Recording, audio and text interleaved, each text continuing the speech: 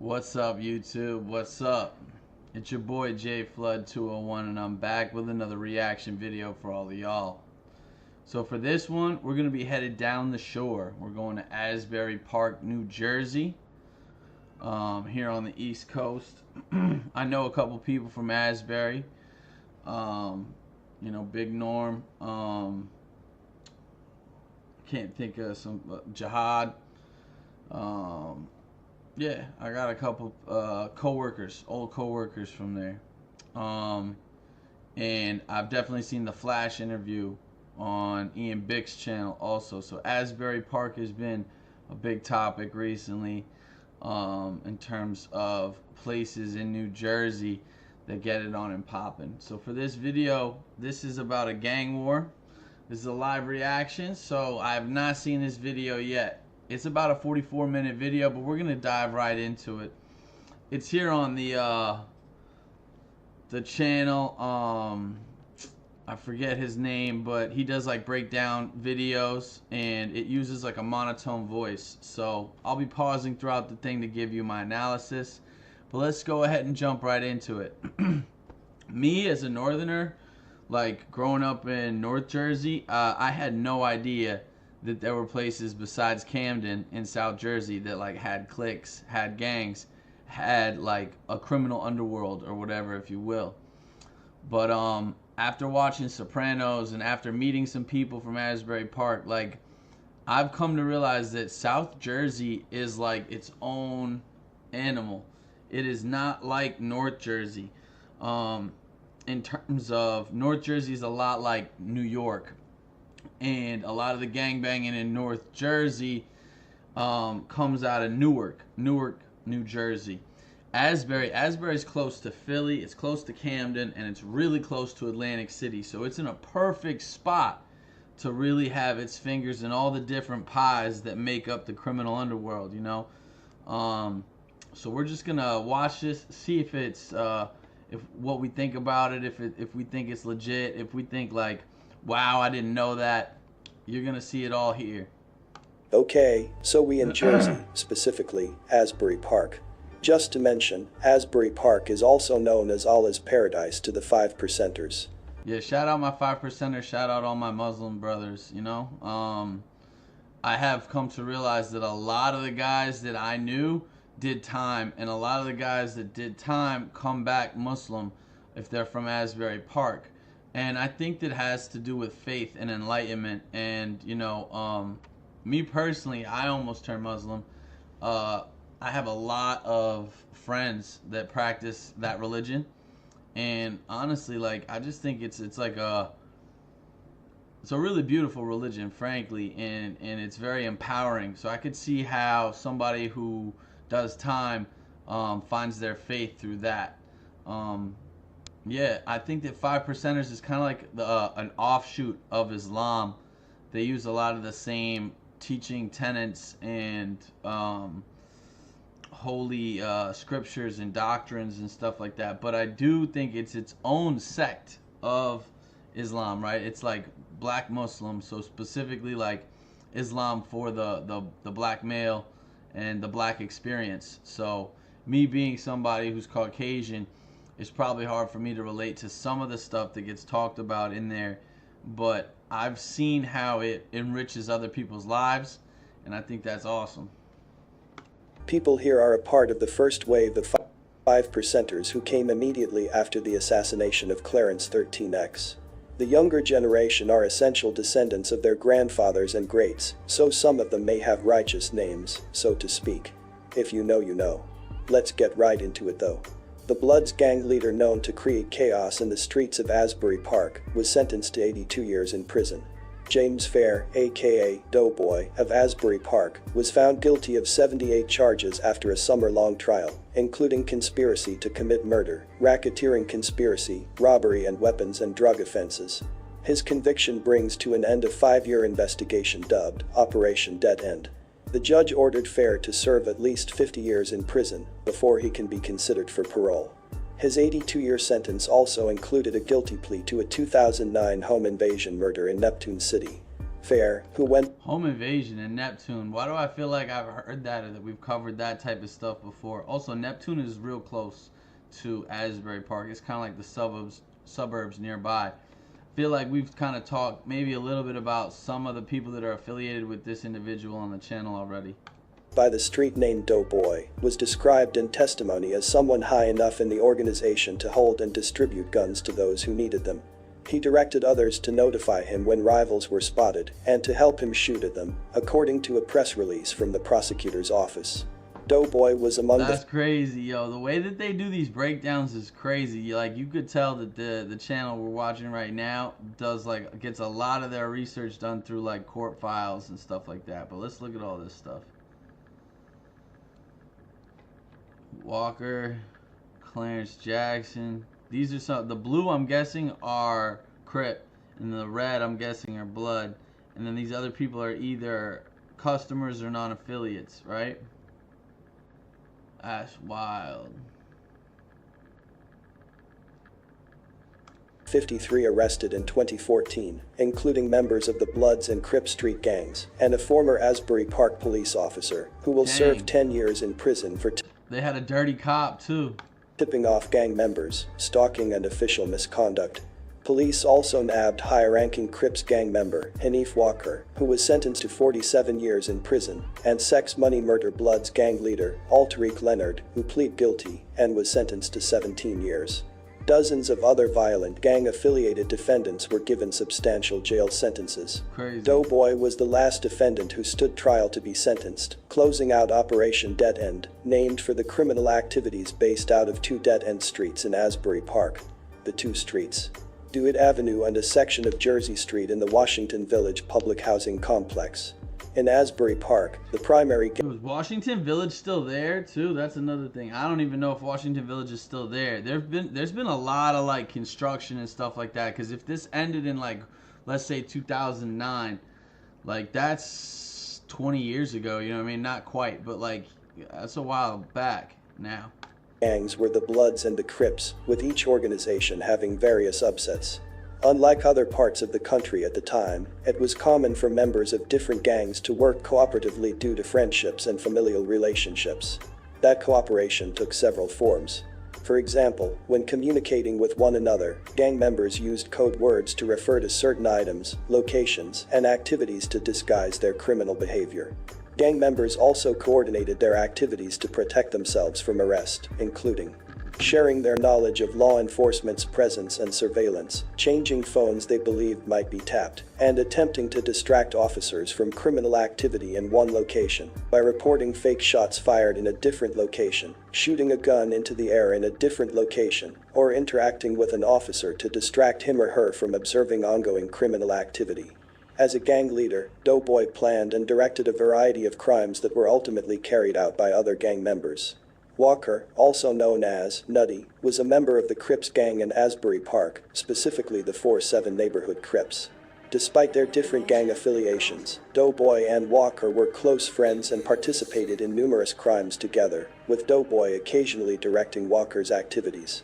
In late 2013 to early 20... That's crazy. So basically that they're saying that it crossed gang lines like often, that the two leaders were working together. At least this is according to this is according to law enforcement, but law enforcement was saying that Walker and Doughboy were working together on a few, whatever you want to call them, little missions or whatever. That is unique. You'll see that in places like Jersey, but for like California, for example, that's a no-go.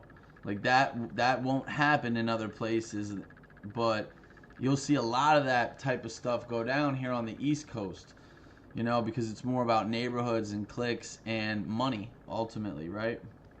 14. Several gang-related disputes led to shootings, attempted shootings, and physical assaults.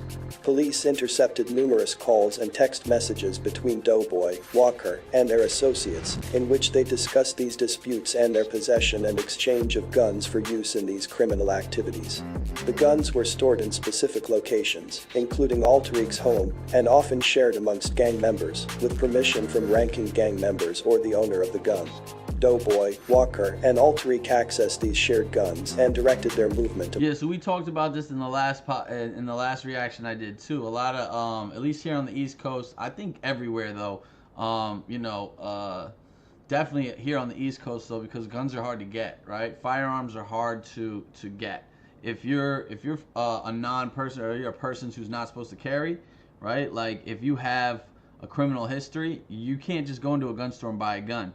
So they would use community guns, right? Community gun is like when you have a firearm and you let the rest of your clique know, all right, yo, it's gonna be here in my garage or whatever, or oh, yo, so-and-so has it and he's got it tucked up somewhere, so if you need something or you're about to go do a mission, or you're about to go pick up a whole bunch of weight or whatever, right? I'm just giving scenarios. Let me know and you can go scoop that, because it's like it's for everybody, but it's also used to protect people, among other gang members. During the investigation, police seized several of the guns from various locations affiliated with multiple gang members. Members of the criminal organization supported their criminal activities by distributing narcotics including cocaine, heroin, oxycodone, and Molly, a form of ecstasy. This was just mostly an overview. Let's get into the specifics. As we stated, Doughboy participated in a home invasion robbery. Although he was not there himself, he was the one who planned it. This is how it went down. Sad situation. Doughboy told three others, Ebenezer Bird, Gregory Jean Baptiste, and Jerry Spalding, that he knew a drug dealer who was stashing money inside a freezer in his apartment.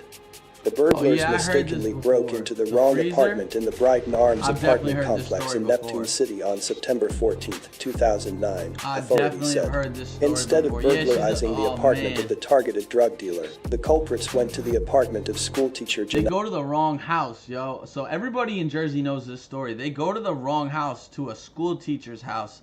They end up screwing up everything, bro. I think they were spun out too at the time. I don't know them, right? I don't know what they were into at the time, but I'm telling you, at least one of them had to be high off some because there's no way you make these kinds of mistakes back to back to back, especially if you're trying to commit some sort of armed robbery or like backdoor situation. It's crazy. This is sad, bro. I don't know, this is sad. This is gonna be a sad video. Melton, and murdered her when they realized their mistake, authorities said. Melton's husband, from whom she was separated, discovered her body in her apartment when she didn't show up for work.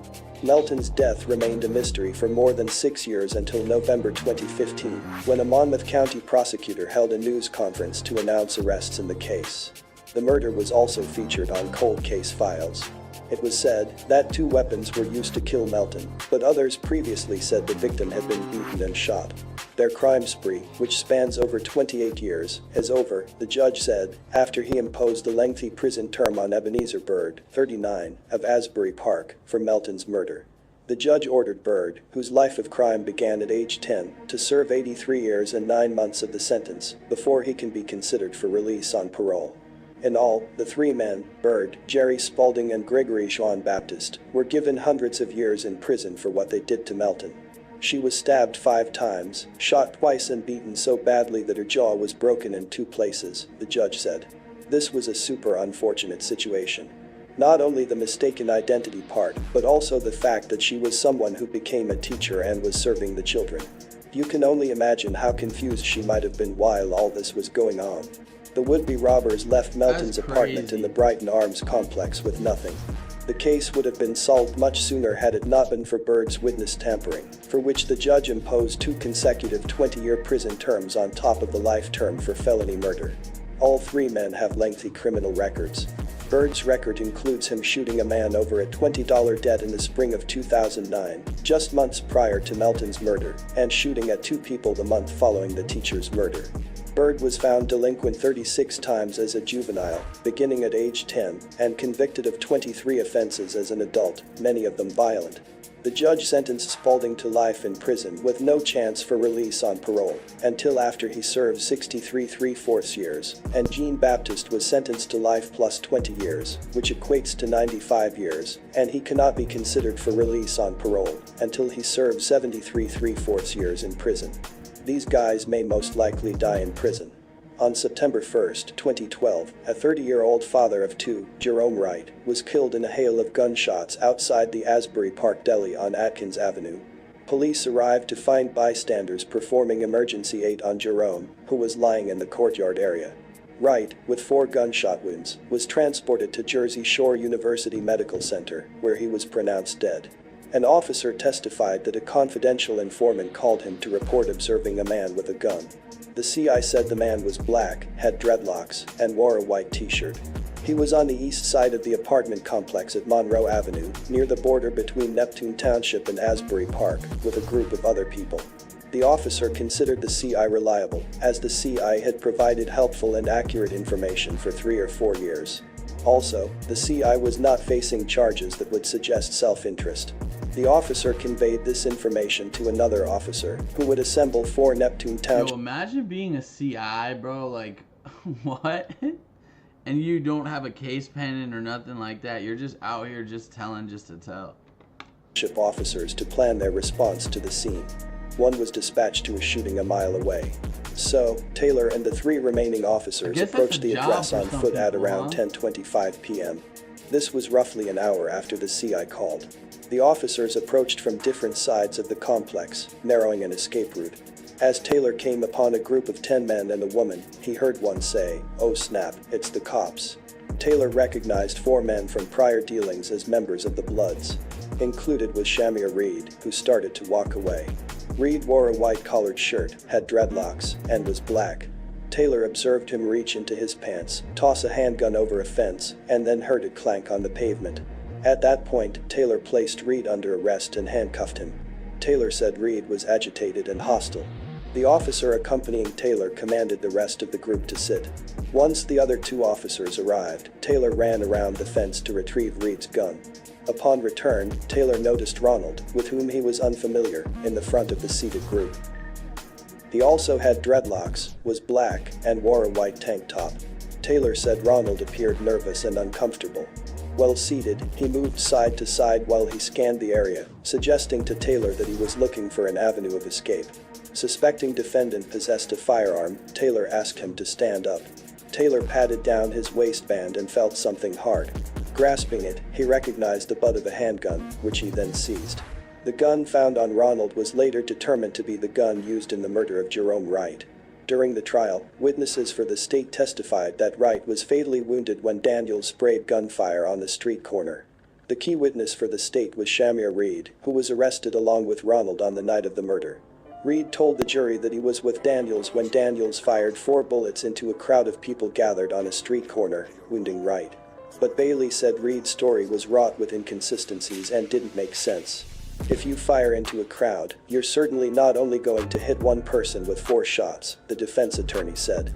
Bailey said trial testimony indicated the area in front of the delicatessen where the shooting took place is a hangout for members of the Crips street gang. Reed said he didn't know why he was going there, but he's a Blood, and he admitted there were Crips there.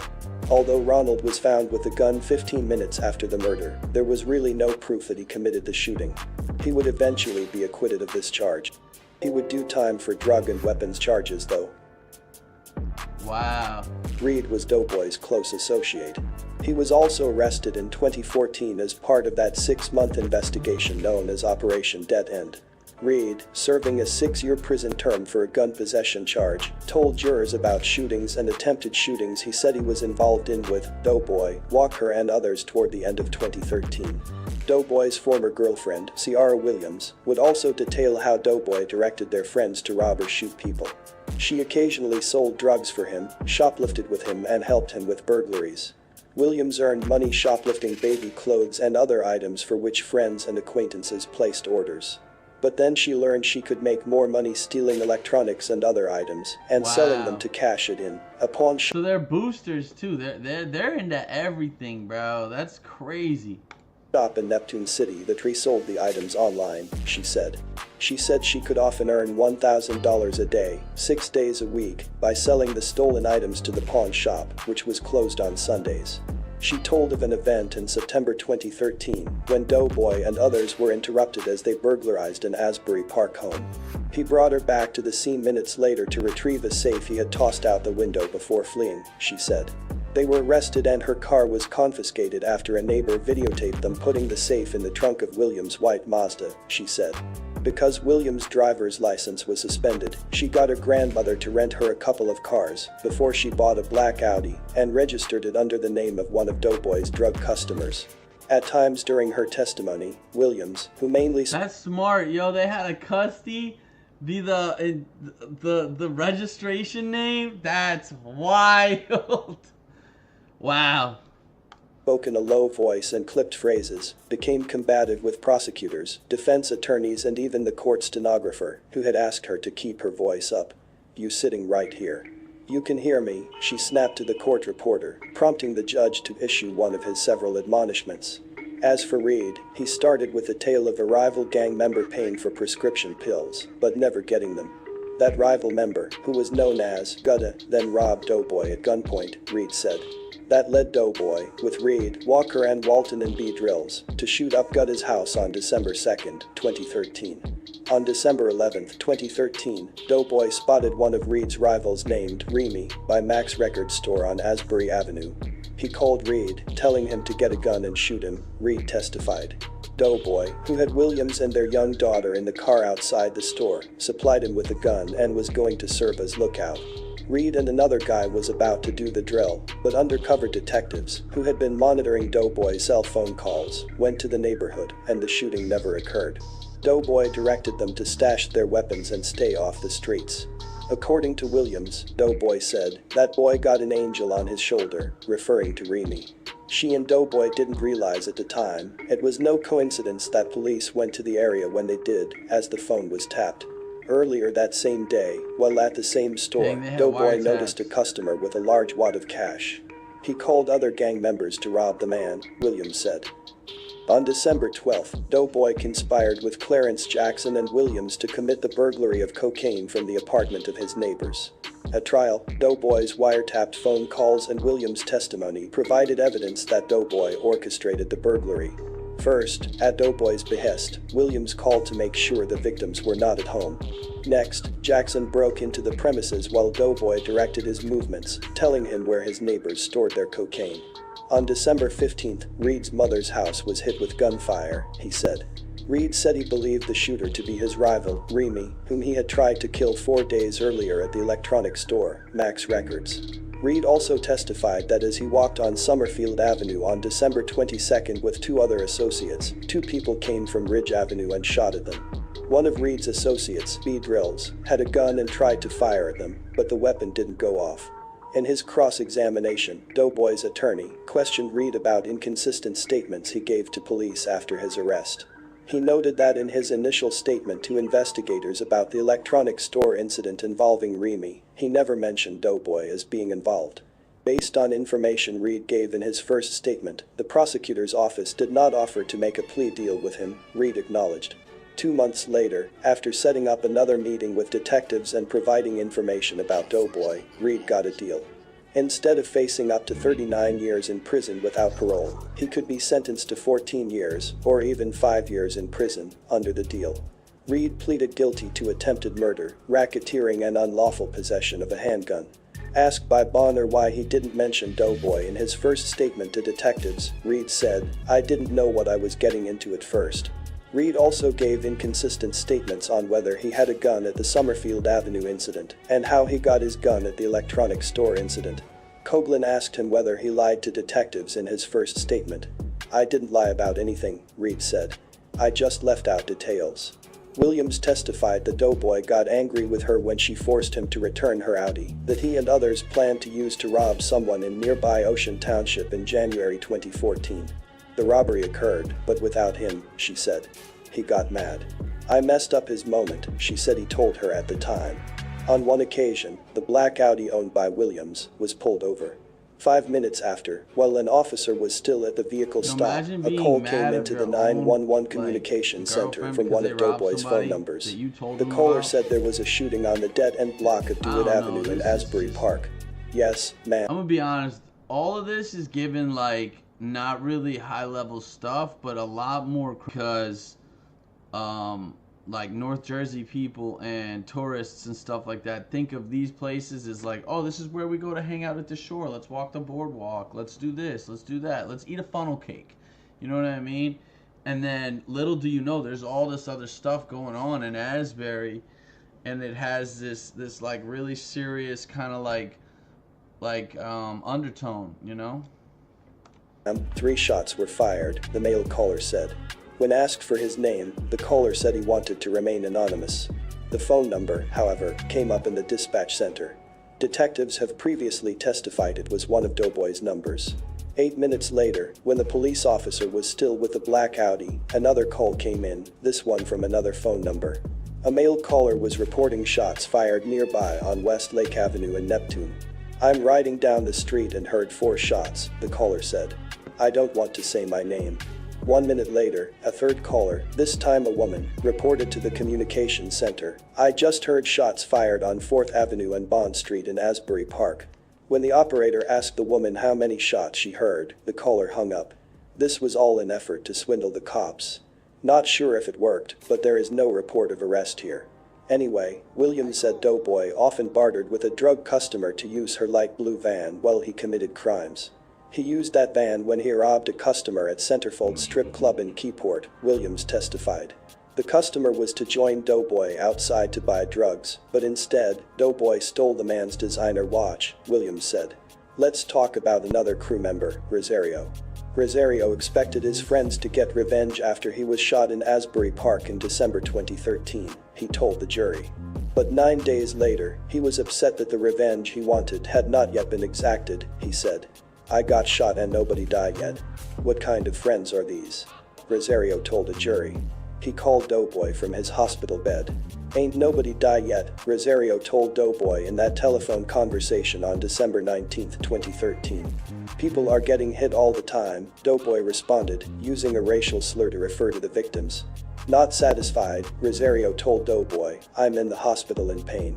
Doughboy responded, they's doing the best they can. Rosario described what led to him being shot by a dude who went by the street name Cash.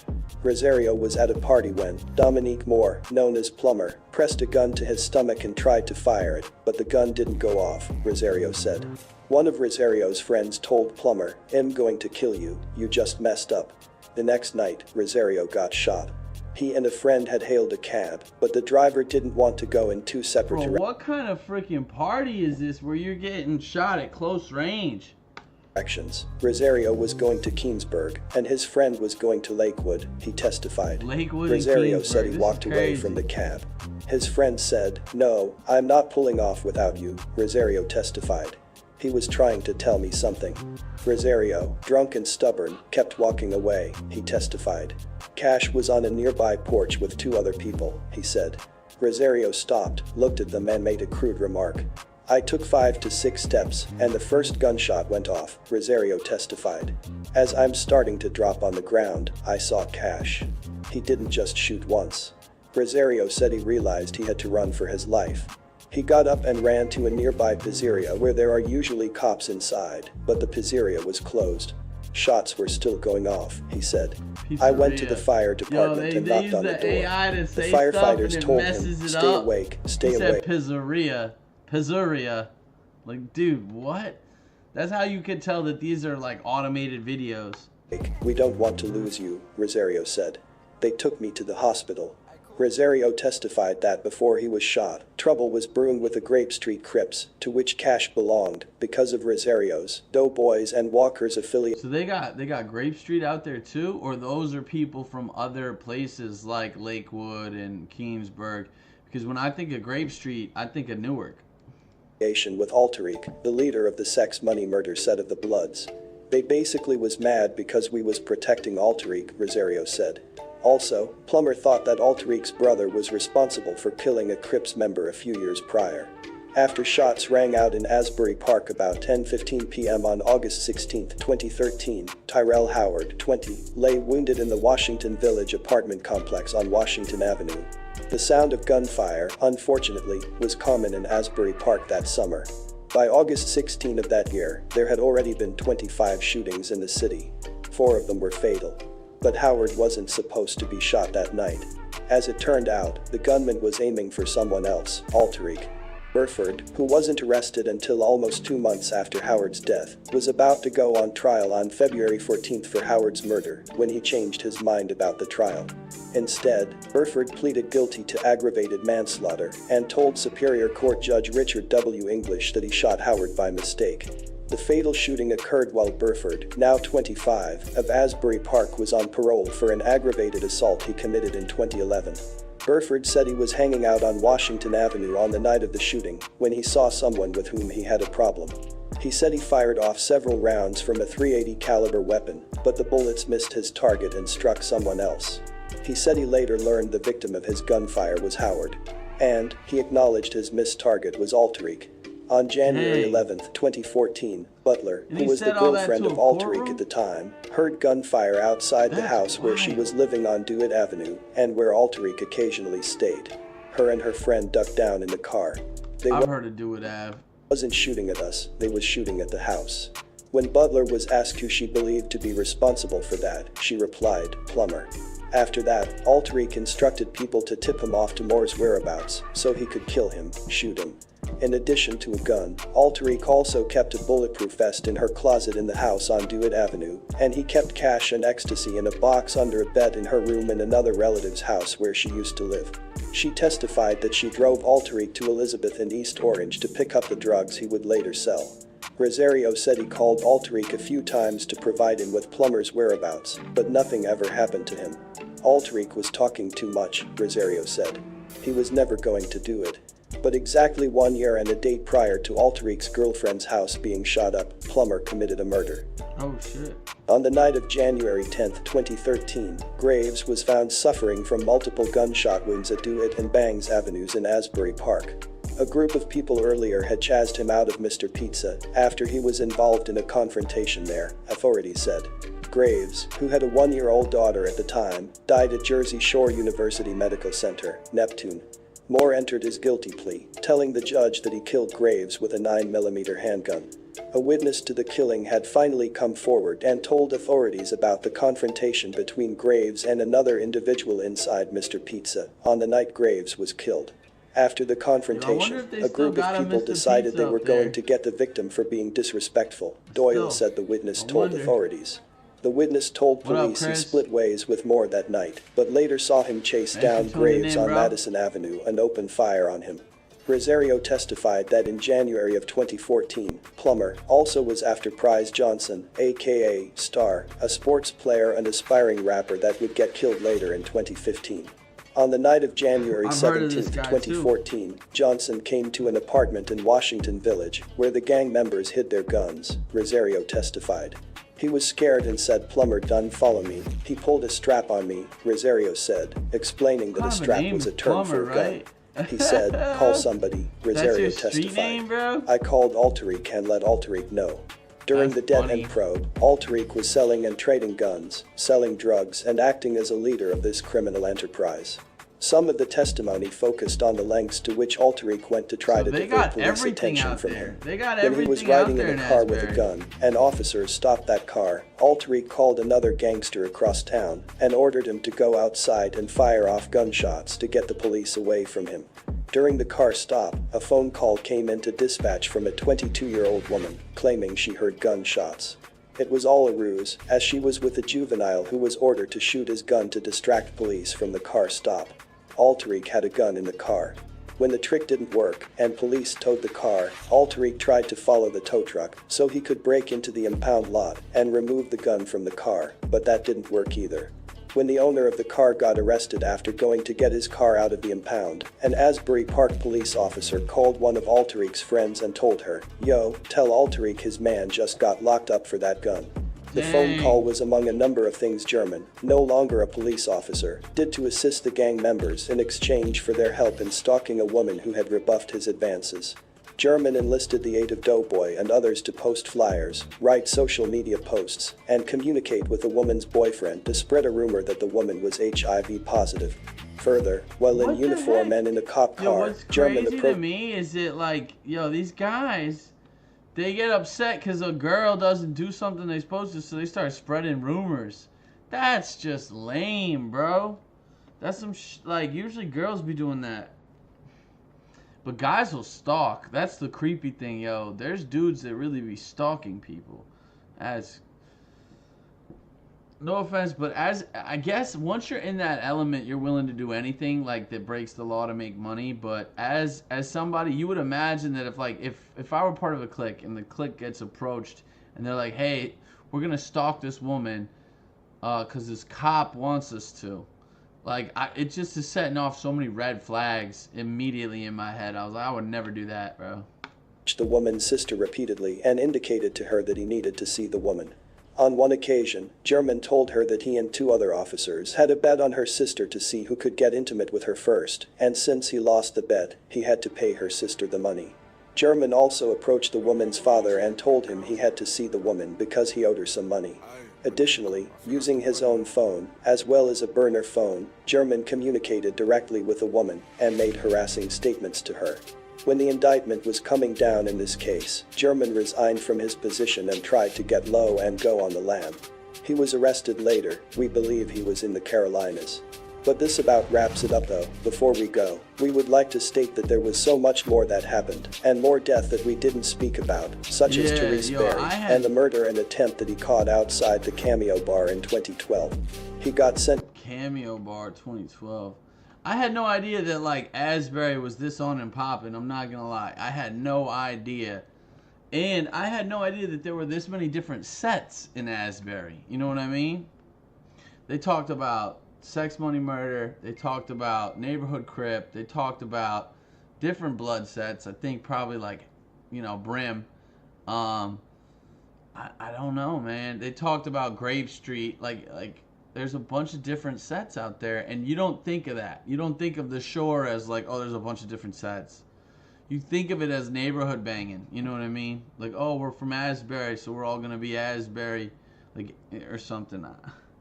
But I don't know. I'm not from there. Hopefully we can tap in with somebody, you know, and get some better questions out there, get better answers from somebody who's actually from Asbury. All right, guys. But that's it for me. That's it for my reaction. I'll see you guys in the next one. It's JFlood201. Remember, like, comment, subscribe, and I'm going to keep them coming.